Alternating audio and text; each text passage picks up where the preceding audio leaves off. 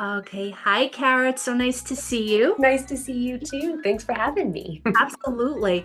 So I am so curious, how do you show up with clients that are getting stuck in EMDR? And it happens regularly. Clients are often, when they're processing, will begin looping or getting stuck somewhere. There's a feeder memory that we need to go to, or they become more dysregulated. So, in all of those cases, I tend to follow my clients' lead and offer options and provide space for them, checking in with them and what's happening for them in that moment. Ultimately, I believe that the clients have the ability to heal and all the resources within them.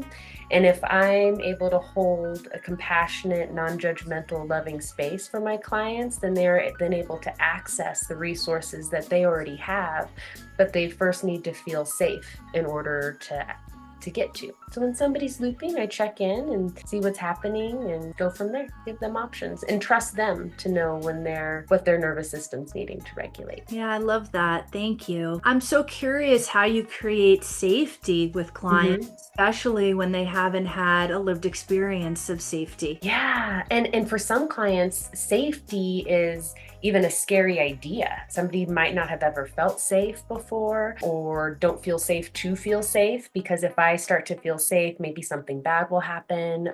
So with safety, it's a relational term where there's a secure attachment where I am earning my client's trust. I am showing up non-judgmentally.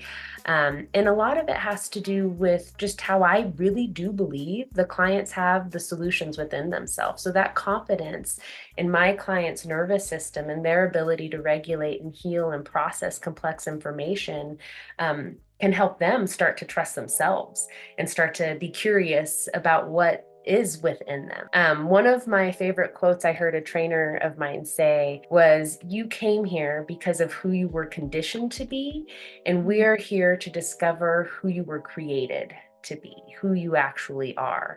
Where a lot of our learned behaviors or adaptations are for the environment that we've needed to survive. And so a safe relationship is the foundation to somebody being able to really start to explore themselves. If I am not safe or trustworthy, then my client won't be able to feel comfortable going where they need to go to heal with me. So that's my first goal. And often we're needing to make repairs along the way because we're working with attachment issues. I'm so curious how you handle some here and now repairs in session with clients. Trusting them and showing up and asking what's happening within you and what are you needing from within you to help resolve Mm. whatever it is. So if I have a client who's feeling immense amount of grief, we'll explore how they're experiencing that, and then we'll explore what they're needing from within their self to manage that grief, to move through it, and to love themselves through that grief. So I have so many clients who come to me and tell me just the blooper reel of the worst things that Mm. people have said to them during acute grief or traumatizing events, whether it's at least they didn't suffer or at least you can go on vacation and not push a wheelchair. I mean, it's really shocking what people say. I'm so curious if you've heard any of these things and how you handle it. Yeah. Shoulds. A lot of people should people. You should do this. You should do that. You shouldn't do this. You shouldn't do that. Where ultimately, I'm here with whatever frame my client's coming in with, whoever they are in that moment.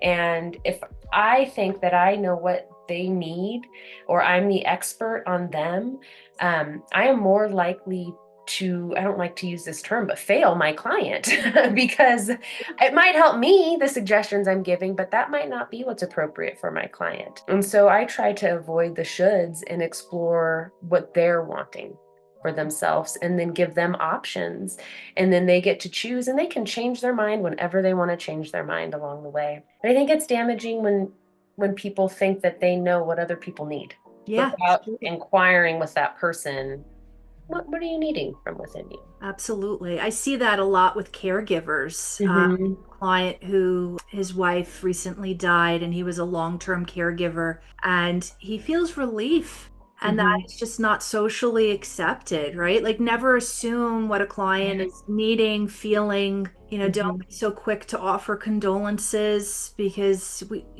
relationships are complex and Yeah. nuanced. And our clients can feel our hearts.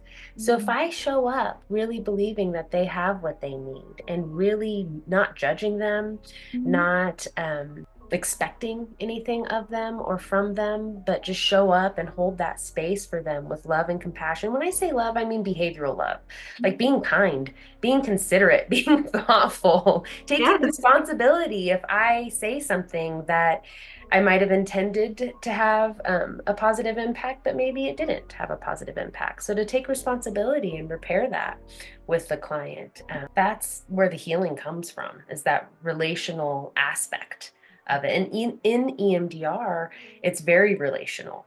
And we're checking in with the client regularly and following their lead. And as soon as we start to instruct the client to go somewhere or direct them in any way, we're actually pulling them out of their processing and interfering with the solutions that they have within them. So the less we interfere, the more beneficial and the more trusting that client can be of themselves. Because that's ultimately the goal, is for them to have access to their resources and trust themselves on when to use it and how to use them and what's going to work now. I am so curious. How do you stay emotionally regulated throughout the day? What are your go-to Yeah. tools, Mhm. techniques, strategies? I have lots of them. So in the morning, I have my readings and I kind of prep for the day. Throughout the day, I'll stretch and do yoga, stand up, move around, snack. I'm a big snacker, little bits here and there. I treat myself to chocolate. And then one of my main or biggest coping skills is being with my animals and my horses and spending time with them. That's very regulating for me. Spending time with my kids and then playing. I like to play card games or put on music outside of my work and my sessions to access my core self, my creativeness. Painting is fun, going for walks, connecting with nature, all of those things. I try to sprinkle it throughout the day. Even in between clients, I'll go out and stand on my deck and stretch and just kind of take in the nice mountain air and then go into my next session. I love that. I love that. But it sounds like an active process, right? That we have to work just like our clients each and every day to stay emotionally regulated, that it doesn't just magically happen. Yeah, we got to do the work too. I know that's a humble Yeah. lesson for all of us, that therapists have to do the work too. Awesome. Awesome. I would love to experience a brief demo with Yeah. the resourcing exercise. Perfect. So I know a lot of trainers and in basic training with EMDR, they'll do the safe place, calm safe place, and everybody practices that. On the second weekend, everybody practices resource development installation, and container is normally taught on the first weekend as well. So I was actually thinking about doing one that Francine talks about in her book, and that is mentioned in trainings, but not a lot of trainers practice or do a demo on or a practicum on. So we'll start with spiral technique. Let's try the spiral technique. So think about something that's somewhat disturbing or activating for you. You can share, you don't have to share, but just let me know when you got it. Okay, a work situation. A work situation. All right. And on a scale of 0 to 10, how disturbing is it to you in this moment right now? 10 being the most it could ever be, and 0 being not there at all. In this moment, I'd say a 3 or 4. A 3 or 4? Okay. So imagine that 3 or 4 as an energy moving within you in a circular motion. And where do you feel that in your body? I feel it a little bit in my chest. In your chest? Okay. And so as it's moving in that circular motion, is it moving like clockwise, counterclockwise? What's the movement of it? Yeah, it feels circular. Mhm. I'm thinking it's clockwise. Clockwise. Can you show me with your fingers kind of like how it's moving? Okay, Yeah. that Like way. pretty fast, I feel it. Fast. All right. So notice the speed, notice how big it is, how much of your body that's taking. And then with everything within you, begin to move that energy in the exact opposite direction. So begin to move it counterclockwise. And it might be rickety at first or wobbly or slow, and just Focus on moving that energy.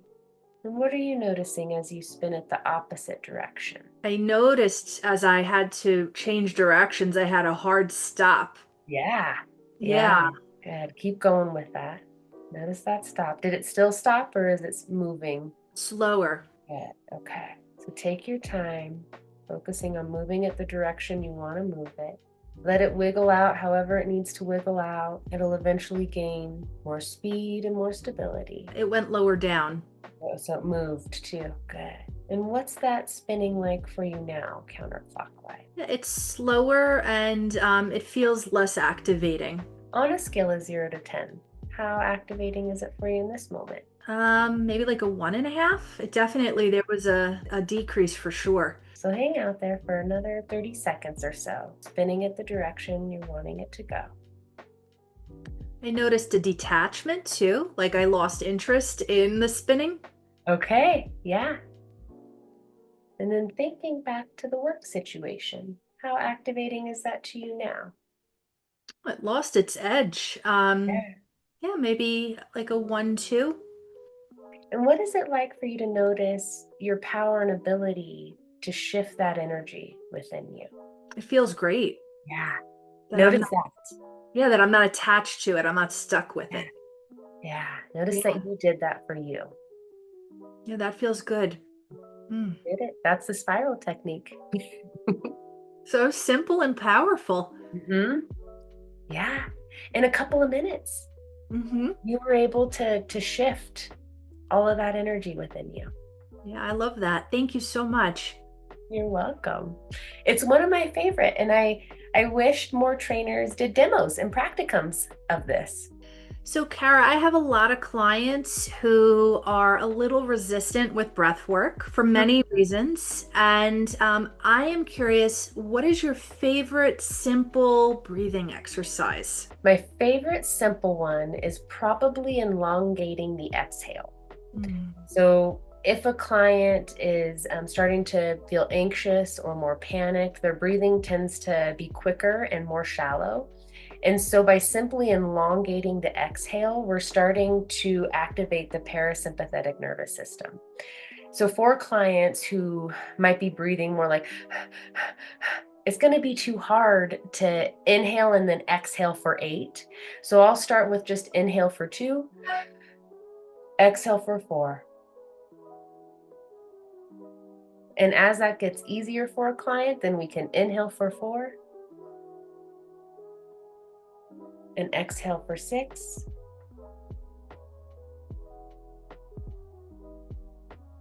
And then over time, continue elongating that exhale.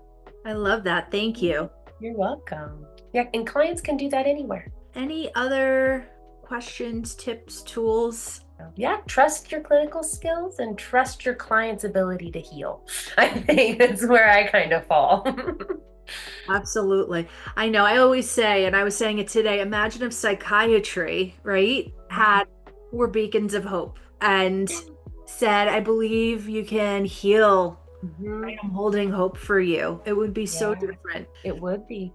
And Yeah. everyone deserves that. Everyone deserves to hear that they can heal. Yeah, I actually remember my first weekend training with EMDR, and this was back in 2014 or something like that. And working on the memory that I chose to work on, and I was like, "Oh my gosh, I didn't know that I could heal this." I just thought that that memory was just always going to be the memory that it was. And the models trust in the client's ability to heal, and then my experience with my own healing, it really helps me trust my clients. So I encourage all therapists to continue doing their work and coaches and healers because the more healed we are, the more our clients are going to trust their ability to heal. Oh, I love that.